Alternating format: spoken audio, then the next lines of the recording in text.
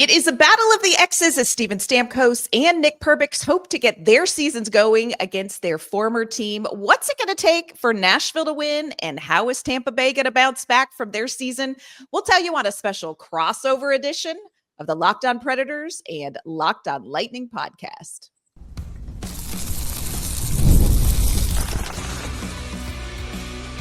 You're Locked On Predators, your daily podcast on the Nashville Predators. Part of the Locked On Podcast Network, your team every day. Welcome, everybody, to this very special edition of the Locked On Predators and Locked On Lightning podcast. Thanks for making our shows your first listen of the day. We are, of course, a part of the Locked On Podcast Network, your team every day. We have got to kick off this very special crossover edition, shouting out all of the everydayers who tune in to watch our shows. This is going to be an especially great morning for the Locked On Predators OGs, because I am joined today by the OG partner in crime, Nick. Where have you been all my life besides watching a team win? And oh my God, we're back. Speaking of Battle of the X's, forget Steven Stamkos or Nick Perbix. It's Nick, Morgan, and Kimmel. That's right. We've done this a time or two. For any of you who are new around here, Nick was the OG co-host at Locked On Predators. Now he has moved on to Locked On Lightning, which, you know, fine. Sure. Fine. You spared yourself 84 years of aging like two-term presidents last season, Nick. So I got out at the right time. Let me just say that. You surely did. We're going to be sharing our insights into tonight's game. This is, of course, a special game day crossover. The Nashville Predators are hosting the Tampa Bay Lightning tonight at Bridgestone Arena. We are going to talk through what has been going on to start the season for Tampa Bay and how worried they are down in Florida about that. We're also going to talk about, you know, Steven Stamkos. Before we dive into all of that, we do want to let you know today's episode brought to you by FanDuel. Download the FanDuel app now by visiting FanDuel.com and with $300 in bonus bets if your first $5 bet wins. All right, Nick, now you and I could catch up about, you know, outside of hockey stuff, but we're going to try to stay focused here for the next 30 minutes on hockey.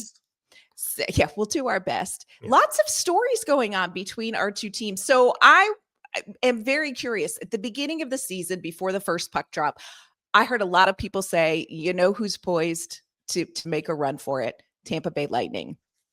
I said that same thing too. Yes, like they're right there. They have what they need, and this could be the year they get back there. And then the season started for you all. That had to be fun. I thought I was cursed. I thought it was, look, I left Locked On Predators to go to a team that wins, and now the worst start in franchise history. Here's Nick Morgan for it again. Love that. Yeah, good times. You know, I will say this past weekend, I think, quelled some fears for Tampa Bay Lightning fans, because it was the type of hockey that fans are used to seeing around here. At the beginning of the season, a lot of things that went wrong could have gone wrong. Andrei Vasilevskiy didn't really start out of the gate great. You had Nikita Kucherov, who was kind of off to a weird start, had a lot of points, but also was on the ice for a lot of goals against. Just some players that you're kind of used to seeing step up their game weren't at that point yet. Things have settled down a little bit. They've gotten healthier. Zemgus Girgensons just came back last week from an injury that kept him out at the start of the year. JJ Moser has played great on the blue line. He, of course, missed the beginning of the season, was suspended from that whole Florida preseason fiasco. That was a thing. Yeah, both goaltenders have played great the past week or so, Andrei Vasilevskiy and Jonas Johansson, the backup. So things are starting to turn in the right direction for Tampa a little bit. And John Cooper said it after last game. He's like, I think the way we played lately, we're going to look back on this start 60, 70 games into the season and laugh. So I think that's where Tampa is now. I think they're back on a level ground.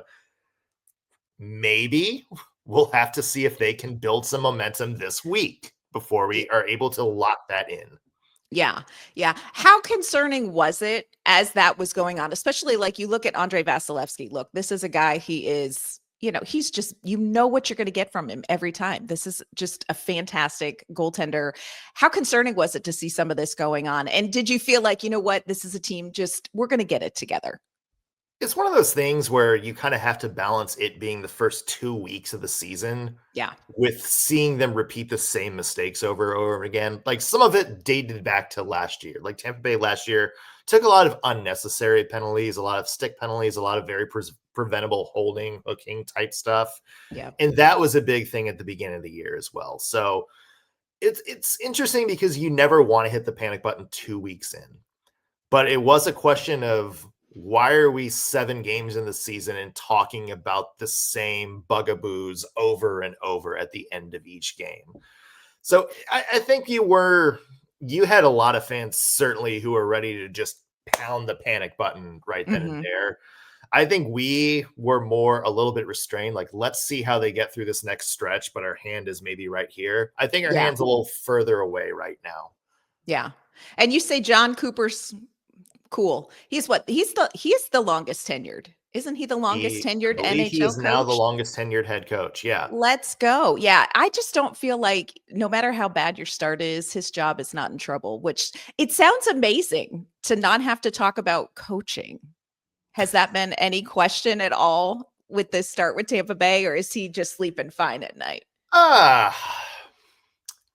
It's complicated because you have seen some, not necessarily from us at Locked On Lightning, but you've seen some stuff around the league where it's like, how long is John Cooper's leash if the Lightning doesn't turn it around? I don't think there was any sort of internal talk in that Lightning front office from Julien Brisebois or anybody else about we need to make a coaching change here. I think John Cooper has probably an argument to be one of the 3 best coaches of this generation of NHL. Yeah. And I don't think, I would say if there is somebody that you would want leading your team out of a slump like this, it's John Cooper, right? Yeah. Clearly he's one of the best coaches in the NHL. That's somebody that you can trust that's going to turn the team around. I don't think there is any serious question of John Cooper losing the job. I think if maybe the slump had gone on, or if we're sitting here around Thanksgiving, the Lightning are in the bottom 3, then maybe there's some chatter from out in the universe somewhere. But I don't think people were going to take a 7-game start and cut John Cooper loose. We're not Penn State, Ann. Hey now. I always say to myself after that happened, look, I could be a bad coach for $50 million. Yeah. Let's give me the opportunity to buy me out. Come on, you all. Yeah. Locked On hockey coordinator Sean Woodley, if you're listening to this and you don't like the job I'm doing, there's a buyout on the table. If there's a $50 million buyout, feel free to let me know, my friend. That's feel free right. to come with us. That's right. Nick and I can walk if you're unhappy. We get it. We're happy to walk. I want to ask about the Nashville Predators, Ann, because when I last left, we left right before the whole Steven Stamkos, Jonathan Marchessault, Brady Shea offseason. How about that? That turned out fun. And I got to ask, because it seems like the Nashville Predators are in a weird spot right now. It seems like there's still the veteran-centric group there right now that indicates, okay, this team is going to try to make a run. But it also seems like maybe you're finally seeing hints of that youth movement that Barry Trotz has been but promising fans for the second he took over. Yeah. Since the Nick Morgan days. Yes. Yeah. We're sort of trapped in a weird space. Barry Trotz says the plan is in pen, the path is in pencil. He also says it's a build, it's not a rebuild, but none of us really know what that means. And while you have these veterans and part of their role is to raise up these young players that Nashville is bringing into the NHL right now, you still see the focus and the weight of carrying this team is still solely on the shoulders of these veterans. And so that transition of, what we're focusing on the youth, while some of the youth are here, it's not the focus. So it's a very odd situation right now for the Nashville Predators. I'm like, this is the slowest transition ever. This is a little bit like evolution. It's not like changing your outfit. We're in an evolutionary movement here. So while we are seeing some young players, Fedor Svechkov, we had Brady Martin here for a little while. We've got some of these young players. Joachim Kimmel has been up here. Now he's back in Milwaukee. The onus on winning games falls solely on the veterans still. And it's a really, really delicate situation in the locker room, in the front office, and in Nashville. Very delicate situation here. There's somebody specific that I'm sure my Locked On Lightning audience would probably like to talk about, and I'm sure we'll get to that in the second segment. I think for me, the first question I want to ask is, has there been any talk in Nashville about hitting full send on the rebuild and just saying, look, obviously we're not going to win a cup with this core of veteran players. Yossi's 36 now. Philip Forsberg's got to be early 30s. Some of their big signings are up there. Has there been any talk about, look, these guys are not going to be a central part of a cup team. We've got to tear this down and fully commit to starting from scratch? There's a lot of that talk, but it is not coming from the front office.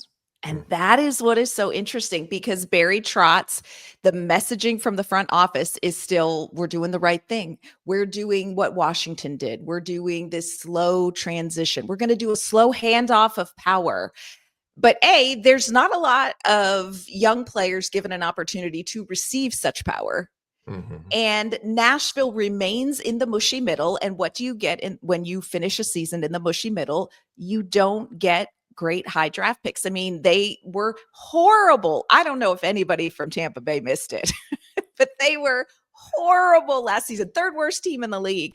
They ended up with the 5th overall pick, but that's very rare. And Barry Trotz is not somebody who is going to tank for McKenna.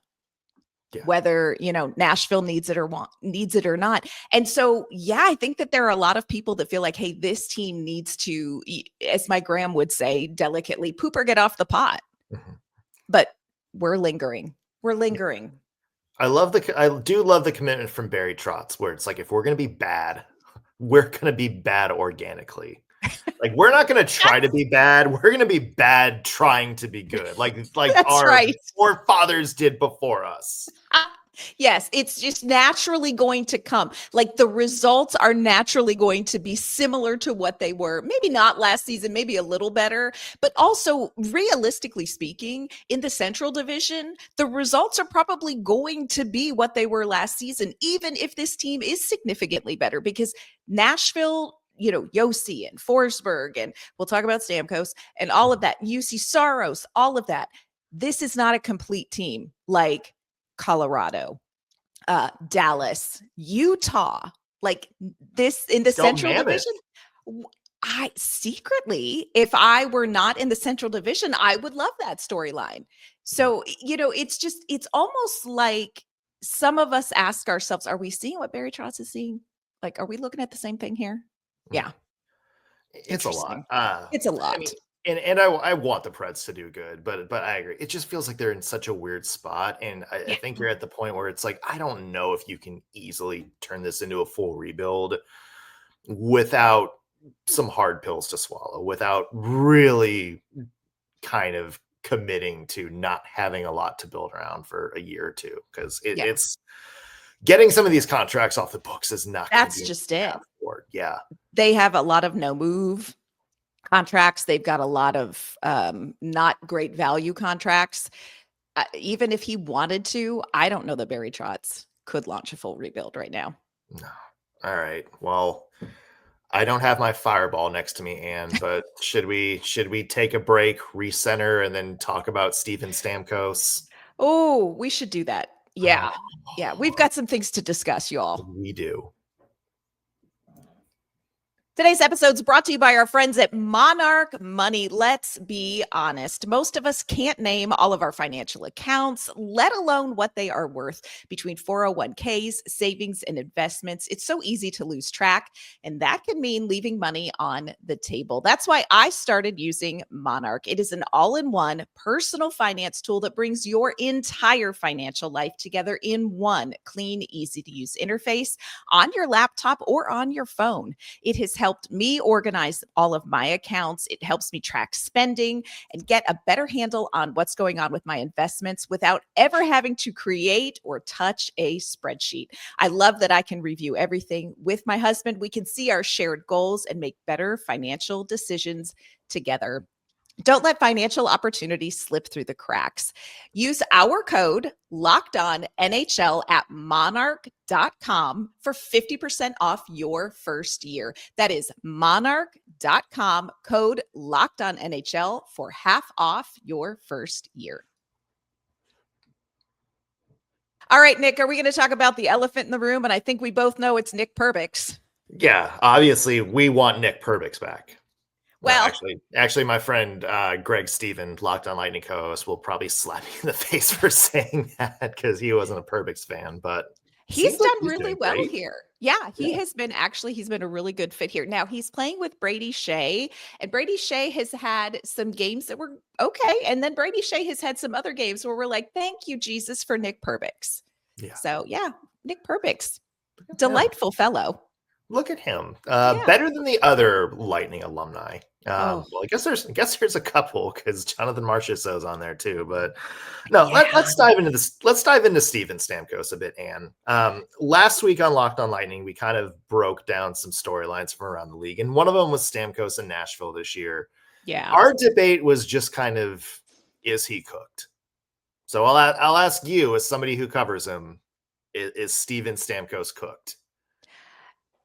I wish I had an easy answer for that because, again, I go back to, is Barry Trotz ever going to say, look, this didn't work, my bad? I don't know. And he loves Steven Stamkos. And Nashville in general was super excited to get Steven Stamkos. Of course, last year was a disaster, but that was up and down the roster. Like there was nobody who had a great season last season. The team never got it together. They never figured out how to mesh together Nashville and Andrew Brunette's style of play with Jonathan Marchessault and Steven Stamkos, who play a different style. And this season, Marchessault seems to have made a little bit easier transition into understanding what Andrew Brunette wants and how this team plays and what they think they need to do to win. But Steven Stamkos feels a little bit like he's the guy on the island by himself now, because Nashville is all about the physicality. It's the dump and chase game. It's like, we're going to beat you along the boards and we are going to wear you down. And we've got Juuse Saros in net to keep the game close until you're done. And then we're going to score some greasy goals and hope for the best. And then there's Steven Stamkos, who is, the guy you want on the power play. Nashville's is currently second worst in the league. Thank you, Carolina. Second worst. Right where I left you. Right. Yeah. We're just moving right on up like the Jeffersons. But there is a continued struggle to figure out what it's going to take to get Steven Stamkos going. Right now, noted offensive juggernaut Cole Smith has outscored Steven Stamkos so far this season. That's right, Nick. You get that. Like, you feel that in your gut, don't you? I do. God, Cole Smith is still there. Colton Sissons is somewhere in Vegas, but Cole Smith is the guy who keeps coming back. Yeah, Cole Smith. Yeah. So it's not working. It's not working. It's not working offensively at 5-on-5. It's not working on the power play. Mm-hmm. Steven Stamkos is not working on the power play, Nick. So we're kind of all left with what is working here in Nashville for Stamkos.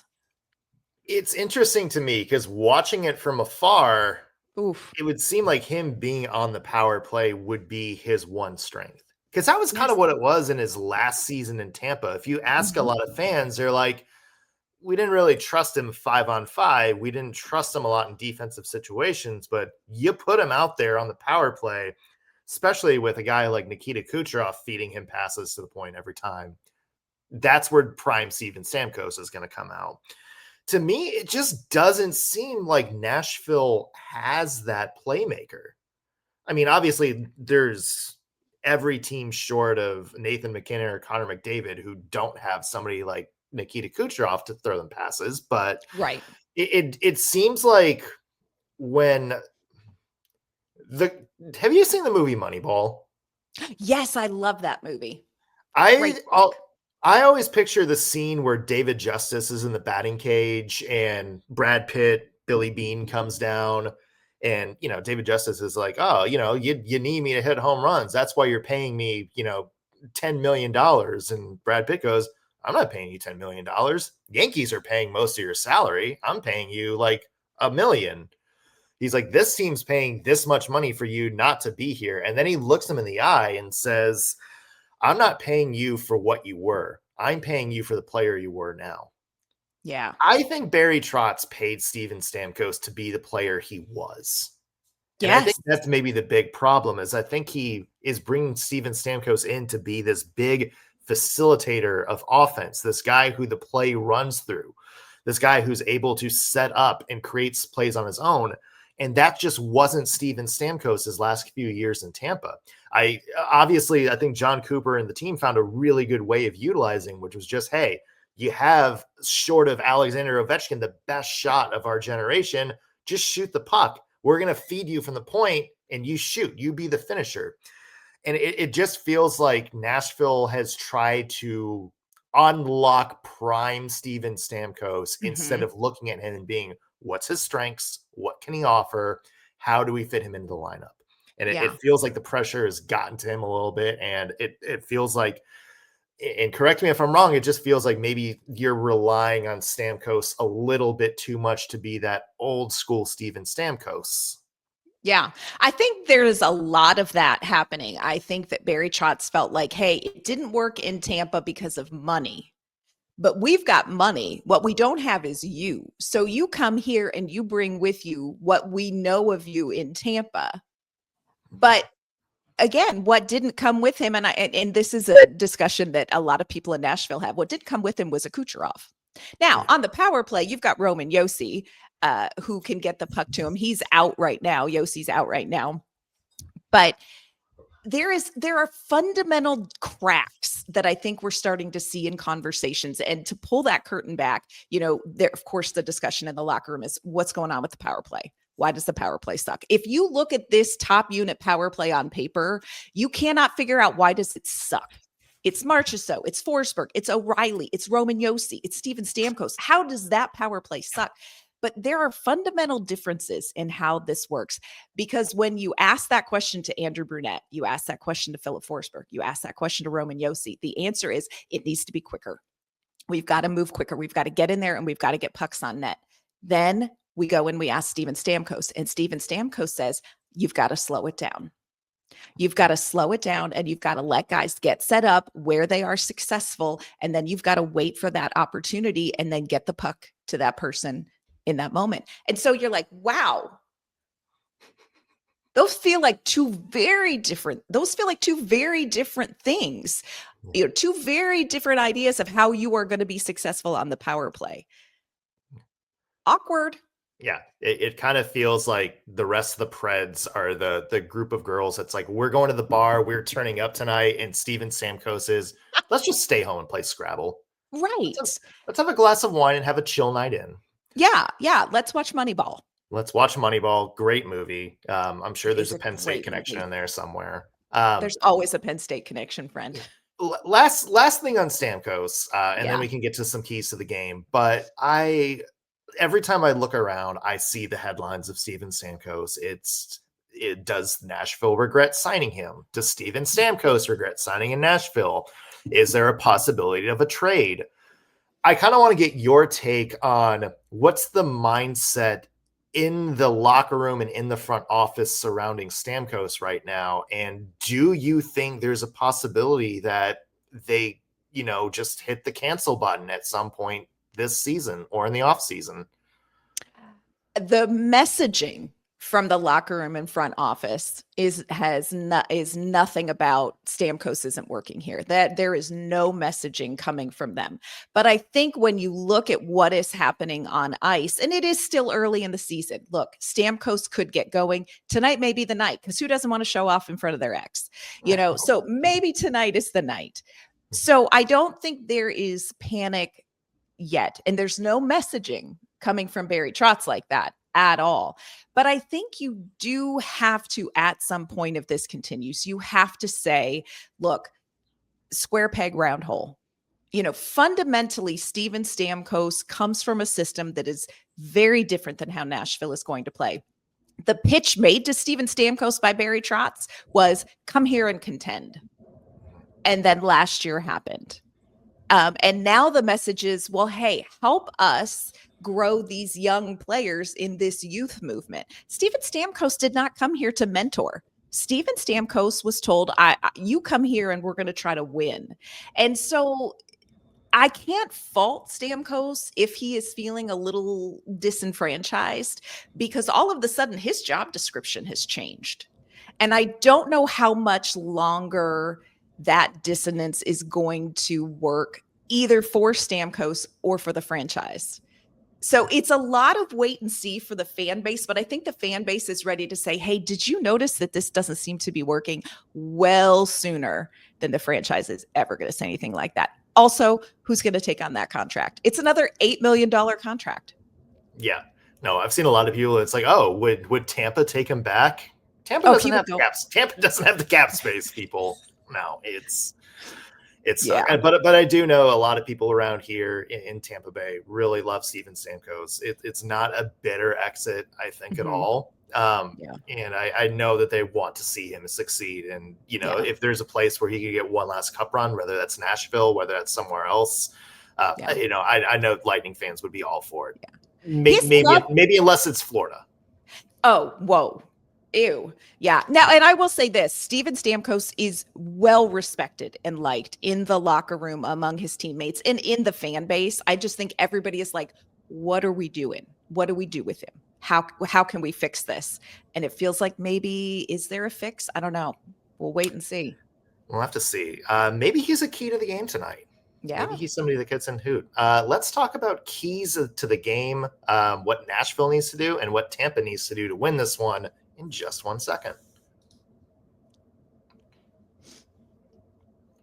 Today's episode is brought to you by FanDuel. Guys, it's not just hockey in full swing. The NBA is officially back, and there's no better place to get in on the action than FanDuel, the official sports betting partner of the NBA. Even if you miss the start of the game or want to ride the hot hand, FanDuel has live bets on everything from who will score the next point to fourth quarter comebacks. Plus, you can combine your live bets into a same game parlay for a shot at a bigger payout. It keeps every game exciting, especially when your team's making that late push towards a W. Here's something else exciting. Right now, FanDuel is giving new customers $300 in bonus bets when your first $5 bet wins.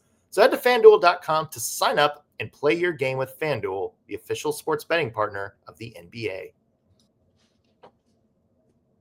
Tonight, Nashville hosting the Tampa Bay Lightning. I'm guessing maybe Steven Stamkos hosted some friends last night. Who knows? We'll ask around. We'll find out. For wine and Scrabble.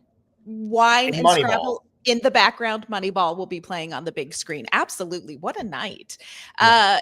Nick, we've talked about Tampa Bay off to a little bit of a tough start, but starting to pull it together. What does Tampa Bay have to do to get a win tonight here in Nashville? And how important is that where Tampa Bay's at right now? There's two big things that stand out for me. One is the power play. Obviously, Tampa Bay has an arsenal of great offensive players, and they have, for the past decade, absolutely destroyed teams with that power play. This year, it's been a little slow to get going, especially this weekend. They went 1-11 on the power play over this past weekend. They won both games, but obviously if teams give you that many chances, the way you separate yourself from the other teams is taking advantage and making teams pay when you make a mistake. That to me is going to be a big key tonight. And in that same vein, turnovers are becoming a major problem for the Lightning this year, in the bottom 5 in the league in terms of giveaways. And, when we were talking about the Predators all those years back, those 3 years I was there, it was always the way the Predators would win is they would get outshot. They would, seem like they never had the puck. But as soon as the other team made that one mistake, you had those gritty group of Preds who would jump on it and score and make the other team pay and wind up with like a 2-1 win or something like that. That's kind of been what the Lightning have been prone to doing this year, especially their last loss against the Blackhawks. They were controlling that game, and then 1 or 2 mistakes open the door for the other team. They have to control the giveaways in this game. They have to control the puck, and they have to make smart plays. That to me is going to be a key to winning this game, especially because I don't think Juuse Saros is going to give the Lightning much room for error on the scoreboard. Yeah, this, having covered the Predators, the narrative around Saros is he's a slow starter. Takes him a while. He needs some runway to get going. Not this season, friends. Juuse Saros has been very, very good. And we expect that he'll be in net tonight. So yeah, I do think that Saros for the Predators in every game where he has been the starter has been key. And he has stolen games already for the Nashville Predators. When you look at advanced statistics, it's all come down to Juuse Saros. So for us, we need Saros to Saros. It's a verb in Nashville if you've watched Saros play in net. So, that's going to be a huge key. You talk about special teams, and I think that is such a discussion. Nashville's penalty kill has been fantastic. At home, I think they were, this is off the top of my head, I think they were 27 for 27 until, with 1 second left, they gave up a power play goal to Dallas. Wah, wah, wah. No. So the penalty kill has been really, really good. The problem is that Nashville has continued to practice it in games. Yeah. You know what I say, Nick. There's no snacks in the sin bin. What are we doing? There's nothing there. It's body armor, the same thing that's on the bench. Stop going to the penalty box. So that is going to be huge for Nashville because, like you said, maybe Tampa Bay numerically has not been where they usually are on the power play, but nobody here is that dumb. We know what's going to happen. Like, we know what Tampa Bay can do. And while the penalty kill for Nashville is very, very good, I think special teams in a game like this could swing it, because I think both teams are trying to find their footing, and it's whatever team gets the advantage and capitalizes on it. I think that's going to be huge. Steven Stamkos is also going to be a factor in this game. Last year he returned to Tampa Bay. I think it was like the 5th or 6th game of the season. So we got that out of the way pretty quickly. And we've done that. We've seen them. Like, you've paraded past the ex with your new boyfriend and everything is fine. But Stamkos, like we said, he has not gotten going. Last game, they moved him from wing to center, something that Barry Trotz said, we really don't want to do that this season. Well, we're 10 games in, and we're doing that. Here we are. 10 games in, ladies and gentlemen. And I think that Andrew Brunette is desperate to do whatever he can to get Steven Stamkos going. At this point, we don't care if it's on the power play. We don't care if it's 5-on-5. For the love of God, get the man going. Like, let him score a goal. He needs to do that. And I think if he can do that tonight, against Tampa Bay, that will help. And at some point, I don't care who it's against. I don't care if it's against a 10U team. Steven Stamkos has to start scoring goals and getting some confidence and feeling like he fits in this system and can contribute. So Stamkos tonight, I think it's going to be a really big story. I think a lot of people are going to be watching. Yeah, I'm with you. It feels like maybe the pomp and circumstance of playing his old team is done. That was handled last year. It's kind of more back to normalcy this year. I mean, but I do think for Stamkos, there is maybe, I think, extra incentive to get going for this game.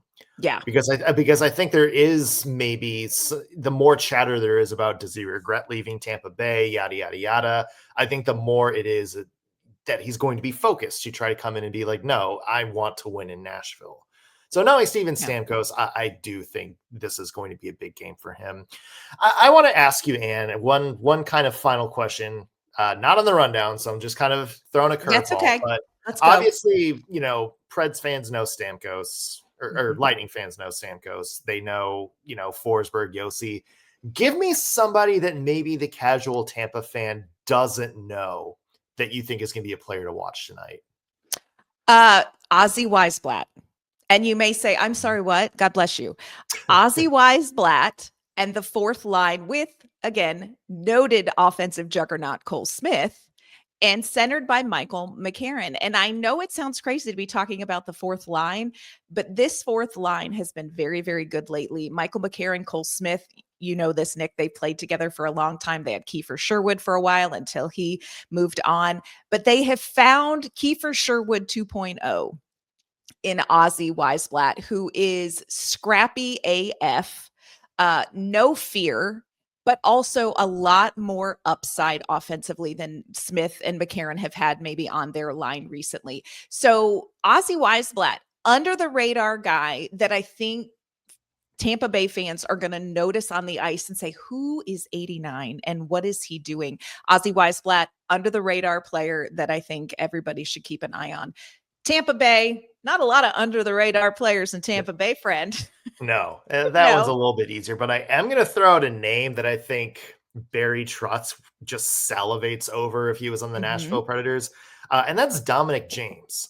Now, that is a really new name because this is only going to be his third NHL game. Oh, Trotz is going to love that. Oh, yeah, absolutely. Well, if, Andrew Burnett might bench him just hearing that, but But if you watch Dominic James play, he's a player you're going to fall in love with. He is gritty. He hustles to the puck. And in his second NHL game, they gave him a lot of shifts against Mitch Marner, and he dominated Mitch Marner. He was throwing the body around. He was, going at him. He was knocking the puck off of his stick. This is a gritty, hard-nosed player. And John Cooper and Julian Breezewall love him so much. They actually just waived Mitchell Chaffee, who played the entire last season in Tampa Bay, to give Dominic James some more opportunity up here. So when he's out there, watch him tonight, because that's a player I think a lot of people are going to fall in love with. 17 on the Tampa Bay Lightning roster. All right. Let's, I hate doing this. This just raises my anxiety, but let's just go ahead and make a prediction here, Nick. Okay. Who's going to win it and a final score? Well, I'm sure this will be wrong now that I do it, but I'm going to go Tampa Bay 4-2. And I think the momentum that Tampa showed over these last two weekend games shows that some of the wrongs from the beginning of the season have started to be righted. The ship is now moving in the right direction. And I think you're going to start seeing all these players like Nikita Kucherov and Braden Point, who have gotten off to iffy starts, start to settle it down a little bit and get more into their mojo. So I'm predicting a 4-2 game. I think Saros keeps it close. That fourth goal is an empty netter at the end. Okay. I hate to copy you, but absolutely same, but for different reasons. I think, I would love to see Nashville win this. Nashville needs to win this. This is the fifth of a 5-game homestand. They are 2-2 on the homestand. They really need this win because they too are starting to fix some of the early problems that had all of us going, oh, not this again. So we're starting to see progress with Nashville. The problem is goal scoring. They get stuck at 2 goals. It's very difficult for this team to cash in more than 2 goals. And I do think it's going to be close. I think Saros is going to be the factor that keeps it close. If Steven Stamkos gets going, and I really do think Steven Stamkos may be a key here. If Stamkos gets going, it's going to stay interesting. But I'm a little nervous about this one, and I would not be surprised if it was 4-2 Tampa Bay. Are you coming up short of giving a Steven Stamkos scores a goal prediction? I mean, I don't have my Tums at my desk. I get just for angsty. vibes. I'm feeling, I would not be surprised. Like, just that is what the hockey gods do. Every so often they throw you a storyline that makes you think, okay, maybe this sport is not going to be what kills me. So you know what? Steven Stamkos, penalize us, you all. I mean, first of all, it won't scare you at all. So just high stick somebody and let's see what happens. Yeah. Put Maybe. the wine and Scrabble down and go out and have a couple Yeah. tequila shots with your friends. On the ice. Moneyball is going to be on next Saturday on TNT. It's always on. It is on Blu-ray in the archives. That's right. And this has been fantastic. It's been so great catching up with you, talking about hockey and our, shared love of the Nashville Predators. Maybe someday you'll join me in talking the shared love of Tampa Bay Lightning. If you're not there yet. Maybe tomorrow is a better chance. Tomorrow. Yeah. We'll see how the tonight's game goes, but yeah, it's always a pleasure. For all you Locked On Lightning listeners, go check her out. Also, Emma Lingen on Locked On Predators. You can find them wherever you get your podcast.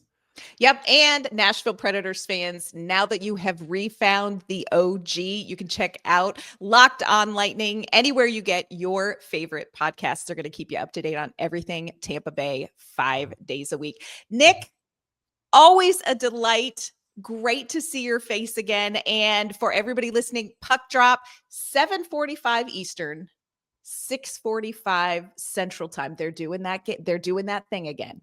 Puck, the red zone of the NHL. The red zone of the NHL. So enjoy that game. Make sure you tune in tomorrow to our respective shows. We're going to break down everything we see. Best of luck, Nick, and we will catch up another time this season. For sure.